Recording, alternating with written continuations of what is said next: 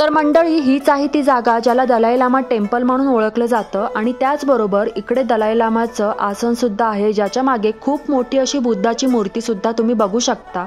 इकडे आल्यानंतर आहे ना, खरंच पॉझिटिव्ह एनर्जी सुद्धा तुम्ही फील करू शकता आणि त्याचबरोबर इथे बरेच जण ध्यानधारणा करण्यासाठी सुद्धा बसलेले आहेत। चला आता थोडंसं आतल्या बाजूने सुद्धा तुम्हाला मी हे मंदिर दाखवते। इकडे आतमध्ये येऊनच सगळेजण ह्या जागेवरच दर्शन घेत असतात जिथे दलाई लामा यांचं आसन आहे आणि त्याचबरोबर इथे अजून आहे ना देवाच्या वेगवेगळ्या मूर्त्या सुद्धा तुम्ही बघू शकता। तर इथे आतमध्ये येण्यासाठी आहे ना खूप मोठी अशी रांग लागली होती आणि आमचा नंबर आहे ना खूप वेळानंतर आला होता। इकडे आम्ही आधी छान असं दर्शन घेतलं आणि त्यानंतर खालच्या बाजूला आलेलो आहोत।